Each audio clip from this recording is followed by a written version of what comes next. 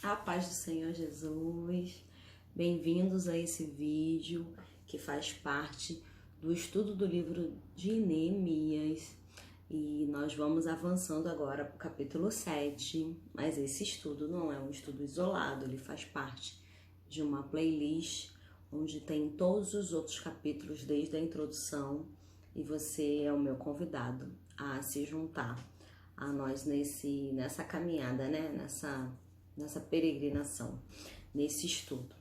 E que você não seja aquele que retrocede, que você continue, que você permaneça, que você siga em frente, siga aprendendo, siga conhecendo mais de Deus, siga e não desista, tá? Porque não é fácil, eu sei que não é. A rotina, o dia a dia nos impede de ter tempo, até mesmo para assistir. Mas que Deus te abençoe e que o tempo que você vai passar aqui, que Ele te recompense, tá bom? Para honra e glória dele. Eu queria dizer para você que se você se sentir à vontade, quiser se inscrever no canal, porque toda semana eu tô fazendo lives lá no Instagram e na sexta-feira essas lives chegam aqui no canal. Então, se você for inscrito, você recebe em primeira mão, né? Você, assim que eu publico qualquer coisa lá, aqui no YouTube, você acaba sendo notificado, né? As redes sociais nos dão esse auxílio. Então, sem mais delongas, quero que você abra sua Bíblia lá em Neemias, no capítulo 7, e nós vamos começar a falar desse capítulo que tem muitos nomes e que Deus nos surpreenda, assim como Ele tem feito até o momento, né?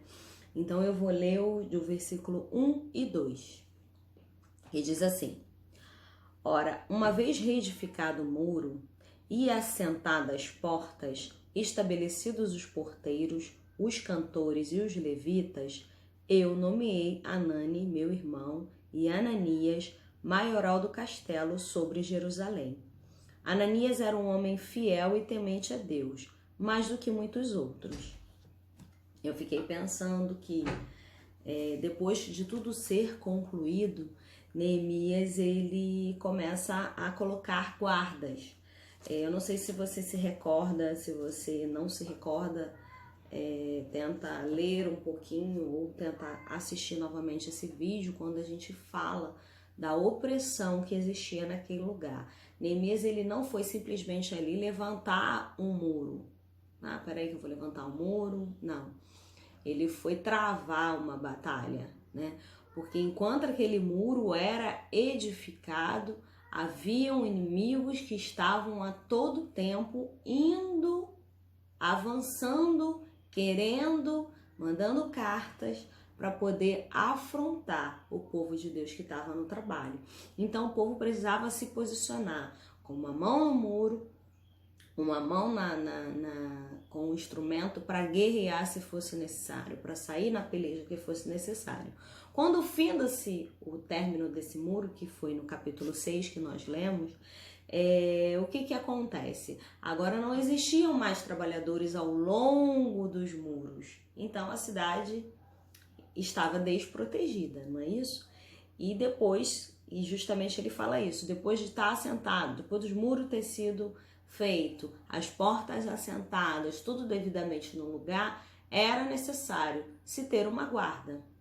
E é justamente aí que ele nomeia, que ele levanta, que ele coloca pessoas para se colocar em guarda pela cidade. E quando Neemias, tudo que ele faz, ele é muito prudente, ele nos dá esse exemplo, tudo ele sempre fala com Deus, tudo ele sempre pede a Deus estratégia. Desde o início, desde lá do capítulo 1, a gente vem escorrendo, a gente vem percebendo as estratégias de Neemias. Neemias era um líder muito sábio. E ele vai, e não é porque o muro terminou que o trabalho havia sido terminado, não. Ele precisava continuar, né, sendo líder, protegendo aquele povo que estava sob os cuidados dele. Nessa época, ele era governador daquele lugar. Então, nesse momento, ele coloca, ele nomeia pessoas para que sejam guardas, para que sejam líder da guarda, na verdade. Porque ele não nomeia só, a gente falou dois nomes. Anani e Ananias, que são o maioral do castelo, né? O homem fiel, temente a Deus, mas ele não nomeia apenas esses, ele nomeia vários guardas para que a cidade esteja protegida. E quando ele faz essa nomeação de guardas, ele tem o cuidado de mencionar a característica. Qual era a característica? Homem fiel e temente a Deus mais do que muitos outros, ou seja, havia sim naquele meio, naquelas pessoas, né, dentre as pessoas que ele já conhecia, ele conviveu durante o período da reconstrução do muro, então ele conhecia as pessoas, e dentre aquelas pessoas que ele conhecia, ele diz que ele escolhe o mais do que muitos outros.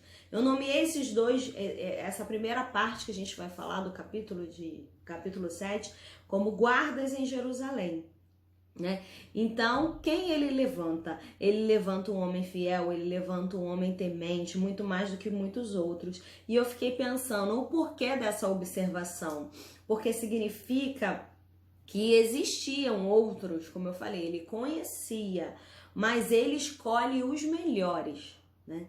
E assim, outra coisa que a gente percebe no livro de Neemias é que a todo tempo nós estamos sendo observados. Todo tempo, há pessoas olhando pra gente. E a gente às vezes acha que não. A gente às vezes segue o nosso caminho achando que ninguém tá te olhando. Sim, você está sendo observado.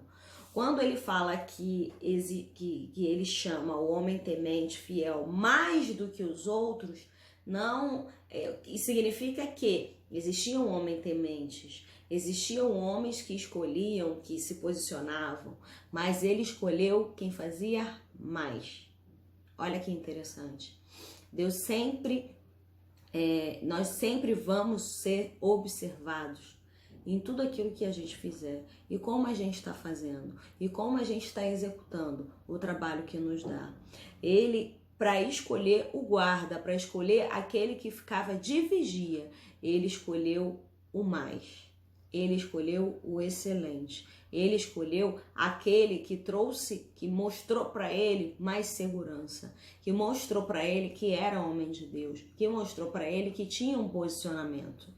Ele não escolheu porque muitos eram guardas, não é? Lembra que eu falei que eles trabalhavam de frente à sua casa, que era uma mão no instrumento, uma mão no instrumento do muro, uma mão com a arma para poder estar ali defendendo, caso fossem atacados.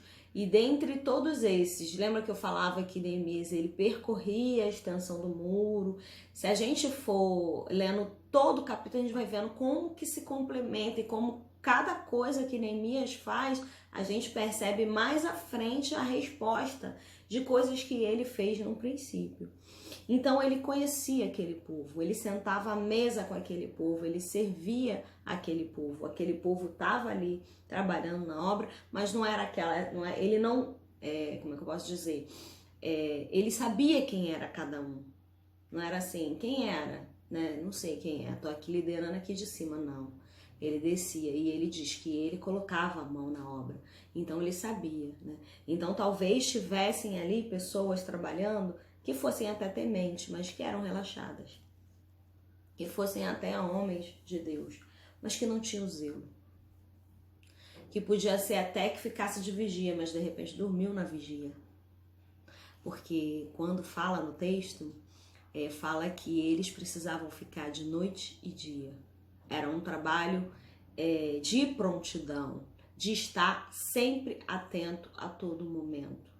Então isso significava que ele estava também atento àqueles que estavam atentos. E dentre esses que ele já conhecia, ele escolhe os melhores para ser maioral, ou seja, para coordenar todos os outros que vão ser o guarda. E você vai entender por quê. No versículo 3, vamos lá. E ele lhes disse: não se abram as portas de Jerusalém até que o sol aqueça, enquanto os guardas ainda estão ali. Que se fechem as portas, que se tranquem, Ponham-se guardas dos moradores de Jerusalém, cada um no seu posto diante a sua casa. Então, ele levanta pessoas que vai coordenar e ele dá instruções para que esses que ele escolheu para coordenar, para comandar, saiba comandar da maneira correta, saiba utilizar da estratégia que Deus havia colocado no coração dele.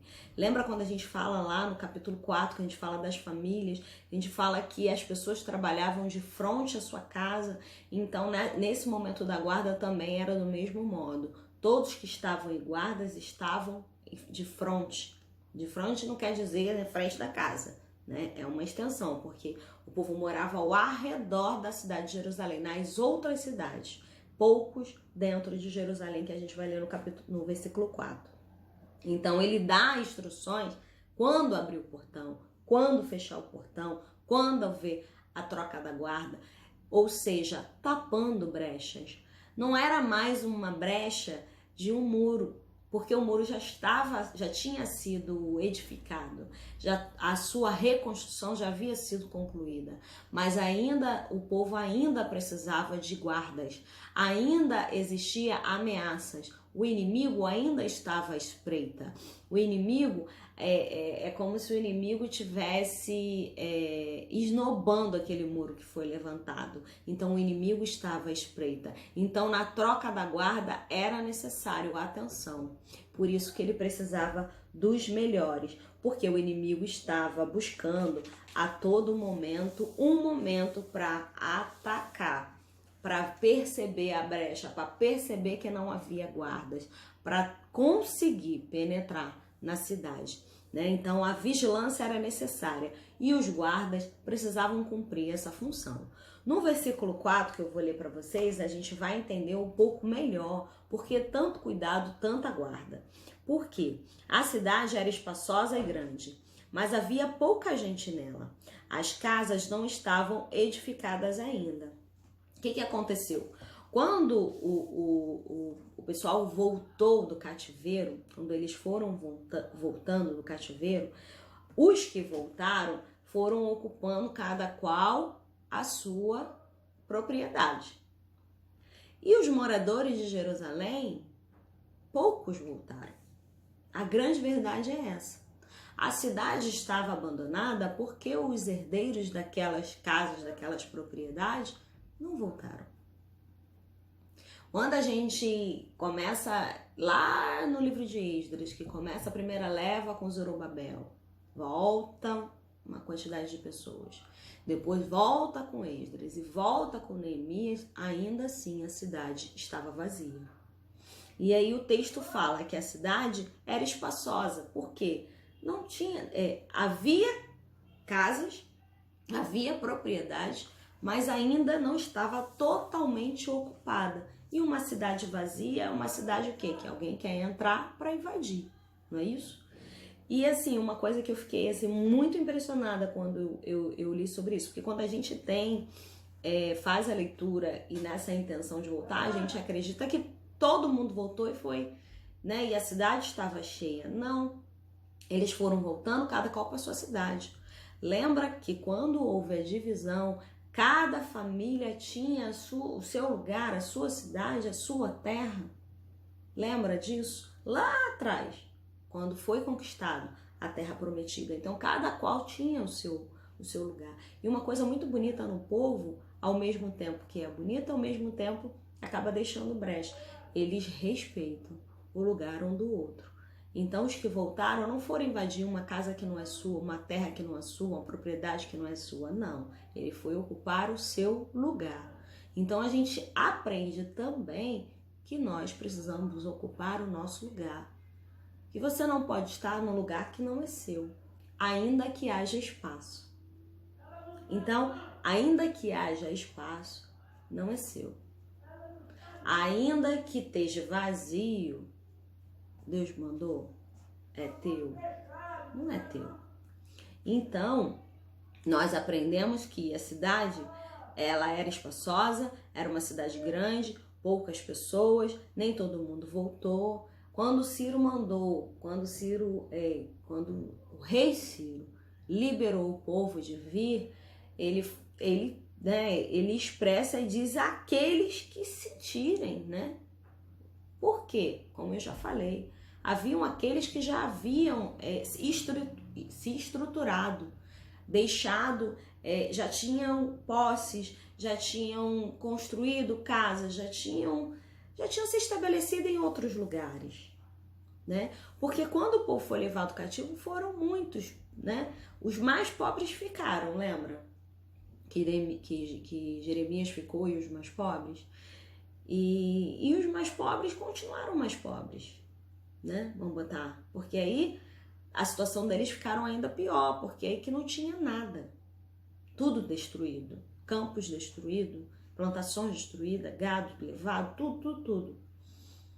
E os que foram e que tinham uma situação melhor, eu creio que com o passar do cativeiro, com o passar dos anos, né, foram se estabelecendo. E se estabelecendo de uma maneira que, quando tiveram a oportunidade de retornar, não retornaram. Quando puderam voltar para os seus lares, pensaram, mas espera aí, aqui está tudo pronto. A gente está tudo estabelecido aqui. Como que eu vou largar tudo e voltar lá para aquela cidade para recomeçar? Porque a verdade é essa. O retorno era um recomeço. Era um recomeço. Então, estava ali, era sua propriedade, era sua casa, mas tudo foi destruído. Os muros haviam sido restaurados a partir de que Neemias chegou, mas as casas, as propriedades, aquilo que eles tinham, precisava ser novamente reconstruído. E nem todo mundo quis ter esse trabalho, nem todo mundo decidiu voltar, porque já estava. Então a cidade era espaçosa, a cidade é grande, os moradores não tinham retornado, né? O texto fala que as casas não estavam edificadas ainda, né? Justamente por isso, porque os moradores da cidade decidiram ficar onde estavam, não quiseram voltar, decidiram permanecer onde estava confortável onde estava, não quiseram voltar para a sua cidade, para a sua terra, para as suas casas, estabeleceram em outro lugar e se sentiram confortáveis onde estavam. A verdade foi essa, se sentiram confortáveis, tinham estabelecido numa casa, numa terra que não era sua, mas já estava bem ali. E como eu falei, os que foram levados eram nobres, eram magistrados, era gente que tinha. Houve a escolha de retornar. E se eu estou muito bem estabelecida, muitas vezes eu não quero retornar, eu não quero recomeçar. Não, às vezes eu não quero recomeçar. Eu prefiro ficar onde eu estou. Tá conveniente, tá agradável. Eu vou ficar onde eu estou. Eu não vou voltar, eu não vou retornar. Quando acontece a grande convocação do retorno, né, o que eu fico assim, né, que me trouxe à memória estudando o 7, é que quando Ciro libera para vir a primeira leva, há uma grande convocação, mas a convocação diz: aqueles que quiserem, que dispuserem no seu coração, né? Então, o coração de alguns inflamaram, mas não foi de todos. O coração de alguns quiseram retornar, lembraram da sua cidade, do lugar onde pertenciam, mas não foram todos. Não foram todos. E justamente por isso a cidade estava vazia. A cidade era espaçosa. Havia casas ainda que não tinham sido edificadas. E uma cidade vazia fica aí à mercê de pessoas que queriam ocupar aquela cidade. Então, as pessoas que montavam guarda, guardavam as casas suas e dos outros, daqueles que não voltaram. Mas a galera estava ali de guarda da cidade, de guarda da cidade de Jerusalém, onde já o templo já havia sido construído, mas as pessoas não quiseram voltar. É muito forte isso. Você não querer voltar ao lugar que você pertence. Você abre mão de estar numa terra que foi Deus quem deu. Você escolher permanecer num lugar onde você conseguiu se estabelecer, mesmo que tenha sido a partir do cativeiro, mesmo que tenha sido a partir de uma escravidão. Mas você ficou confortável, se estabeleceu. E você não quer ter o trabalho de fazer o recomeço, o retrocesso. Você não quer recomeçar. Você não quer ir lá e edificar a casa que ficou lá. Muitos não quiseram. E justamente por isso que a casa estava vazia. A partir do versículo 5 até o final, esse capítulo, ele tem 73 versículos. E eu não vou ler todos os versículos. Vem falando de algo, falando na verdade da relação daqueles que voltaram para Jerusalém. A partir do versículo 5, eu vou ler antes de falar, senão eu vou estar atropelando. No versículo 5 fala assim: então meu Deus me pôs no coração que ajuntassem os nobres, os magistrados e o povo para registrar as genealogias. Achei o livro da genealogia dos que subiram primeiro, e nele estava escrito, né? 2 pontos. Antes de falar o que estava escrito, eu vou falar para você o porquê, né? Deus põe algo no coração de Neemias. E ele, obediente, ele cumpre. O que é? Buscar a genealogia. Muitos haviam voltado. E aí complementa com o versículo 4. Você vai entender. O que era? Eles sempre foram muito organizados e tudo era registrado. Então, quando Zorobabel voltou com a primeira leva, registrou-se quem estava voltando. E quando Neemias, Deus coloca isso no coração de Neemias para registrar, eu fiquei pensando, sabe? É como se fosse uma lista de presença. Peraí, vamos fazer lista da genealogia. Fulano pertence à família tal. Foi isso que aconteceu. É essa conferência que acontece no capítulo 7. Isso nos dá a entender o quê? Que voltaram pessoas que não tinham que não faziam parte, que não tinham como comprovar sua genealogia. Então, quando Deus coloca no coração de Neemias, é porque deveria haver algo entre o povo que retornou que não era. Então, precisava se fazer o apanhado para saber quem era quem, né? E é justamente isso que acontece. Era para o quê? Para conferir a genealogia, a origem. Quem são? Filhos de quem?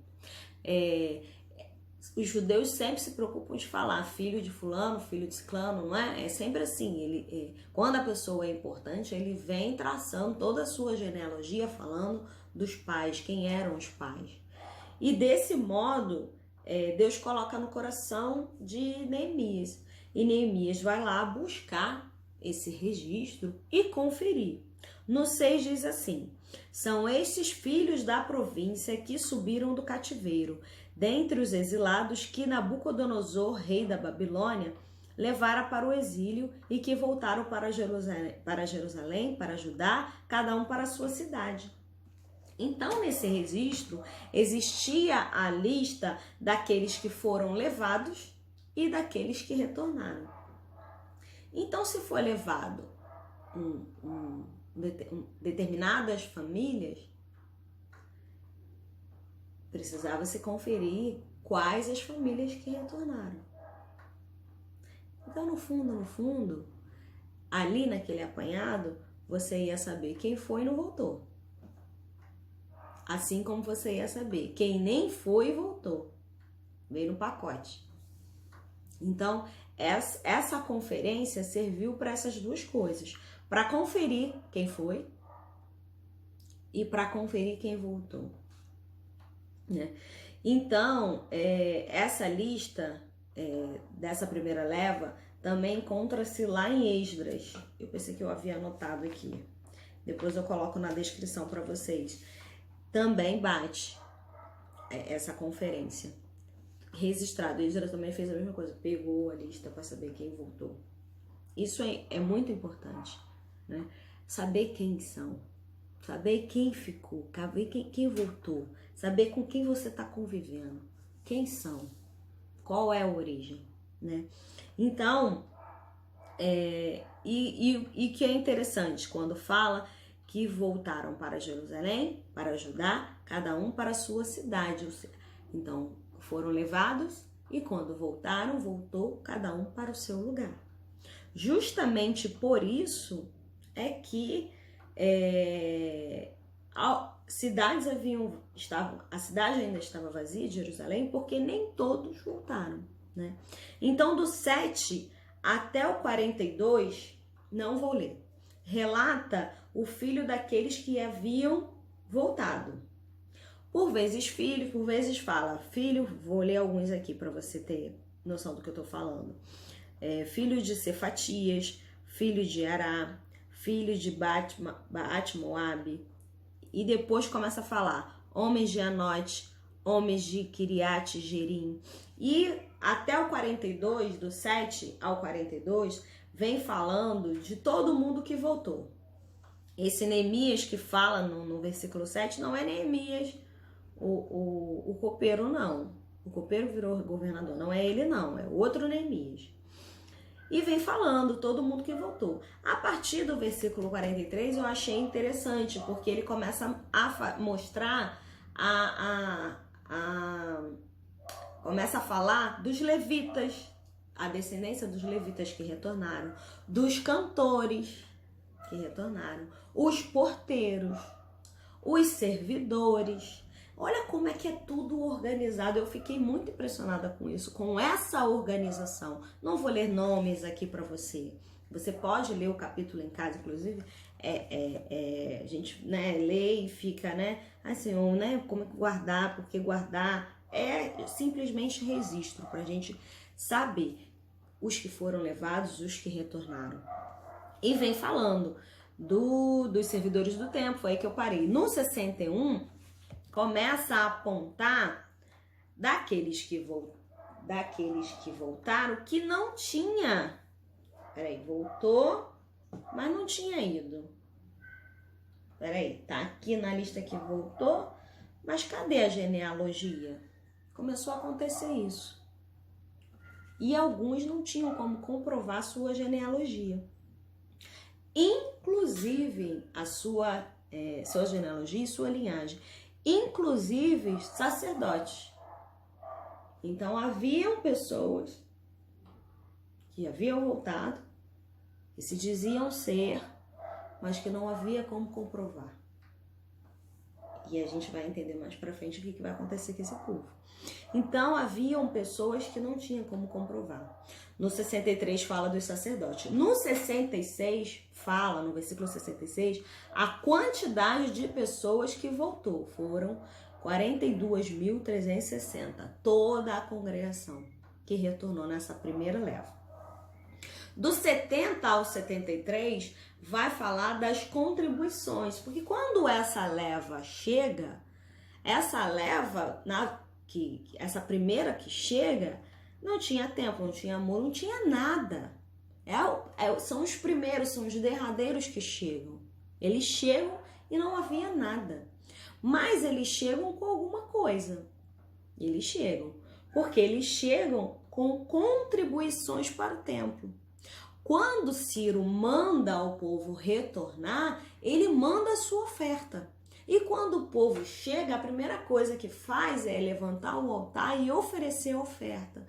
E a oferta não foi só 2 animais, ele mandou também utensílios e ofertas para o templo, para que o templo fosse construído. Então, do 70 ao 73, ele vai falar justamente das contribuições. E eu vou ler, essa parte eu vou ler, que diz, no 70... Alguns das cabeças das famílias contribuíram para a obra. O governador, nesse caso o governador é Zorobabel. Deu para o tesouro em ouro 1000 daricos, 50 bacias, 530 vestes sacerdotais. Porque não havia nada, eles precisavam de tudo. Eles chegaram e o que trouxeram era para pôr em uso, era para repartir, porque não havia nada. E no 71, e alguns mais da cabeça das famílias deram para o tesouro da obra em ouro 20.000 daricos, em prata 2.200 aratés. O que deu o restante do povo foi em ouro 20.000 daricos, 2.000 aratés em prata, 77 vestes sacerdotais, os sacerdotes, os levitas, os porteiros, os cantores, alguns do povo, os servidores do templo e todo o Israel habitavam nas suas cidades. Então, todo mundo que voltou contribuiu para a construção do muro, para a construção do templo, que a gente vai ver mais à frente. Então, esse capítulo 7, ele vem o quê? Ele vem para falar dos guardas que Neemias levantou para guardar essa cidade que estava vazia. E quando a gente continua a leitura, a gente entende por que estava vazio, porque quem voltou cada um para o seu lugar. Então era uma cidade vazia justamente por esse motivo, porque cada um voltou para o seu lugar. E quem não voltou estava lá o seu lugar esperando. E depois, a partir do 5 até o 69, vem falando, tem relato até dos cavalos, né, dos camelos, de tudo que trouxeram, tudo que voltou na primeira leva com Zorobabel. E Neemias vem fazer essa conferência, vem fazer justamente essa conferência, né, de quem foi, quem voltou, né? E tudo isso tanto está registrado aqui no livro de Neemias, quanto também está registrado no livro de Esdras.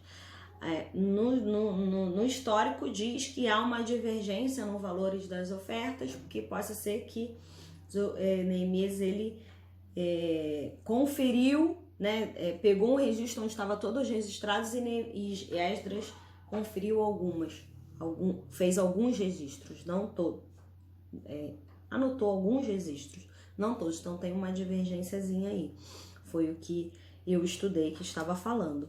Então, no 7 é para falar que cada um volta ao seu lugar. E também aqueles que voltam e não tem como comprovar de quem são.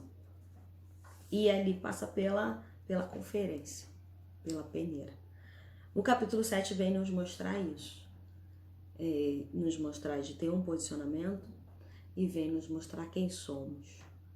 E também nos dizer que há aqueles que não decidem voltar.